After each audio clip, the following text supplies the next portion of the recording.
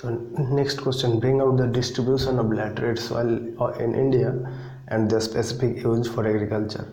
So the soil developed by the process of laterization, in which silica and alkali are leached down and remaining components rich in oxides of iron and aluminium from the soil. The soil is compact to vesicular rock, especially composed of mixture of hydrated rock, of hydrated rocks and mixture of hydrated oxides of aluminium and iron with small amounts of the oxides of manganese, lithium, titanium, etc. The soil may be broken and transported by stream to lower levels.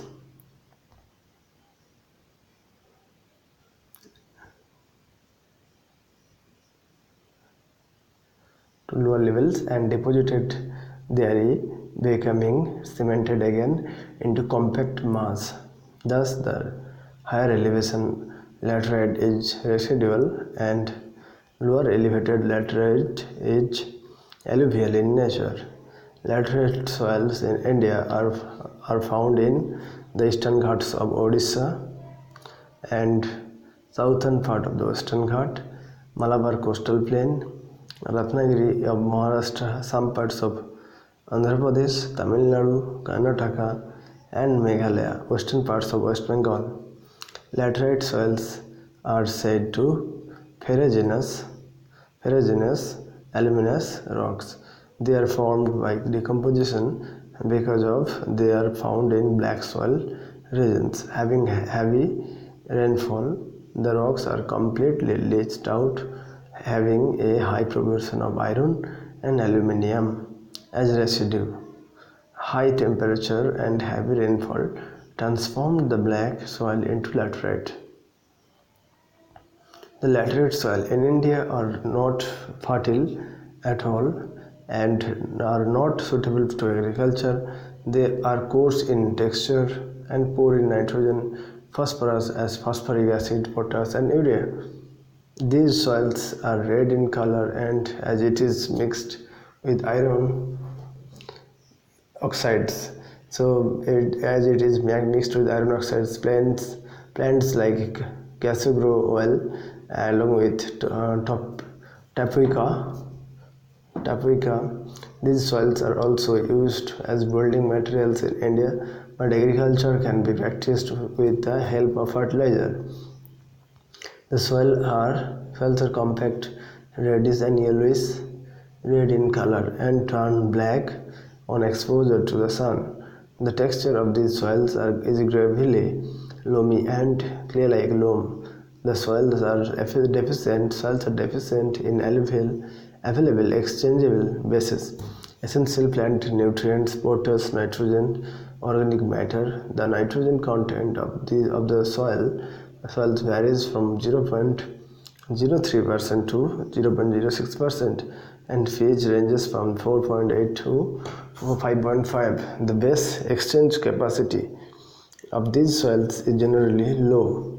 The laterite of higher elevation and are more acidic. The laterites of higher elevation are more acidic and comparatively richer in nutrients than the laterites of lower elevation. Occasionally, the humus content of the soils may be high, that is, in Kannada region of Maharashtra, where nutrients, nitrogen and potash are also high. Sometimes soils may contain iron phosphate. The cultivation of these soils requires good management practices to check the soil erosion, application of proper fertilizers, limiting improper irrigation. Higher elevation through soils grow good crops of tea, cinchona, rubber and coffee. Lower elevation soils with With proper management can grow paddy, rice, sugarcane, and pulses like green gram and gram. Soils generally slow, so good response for limiting and application of potash and nitrogenous fertilizers according to the type and pH of the soil. In some lowlands areas, iron and manganese cause toxicity due to reduction of ferric and trivalent manganese or to ferric and divalent manganese respectively, limiting and correct and situation and uptake of nitrogen and phosphate is normalized. Thank you.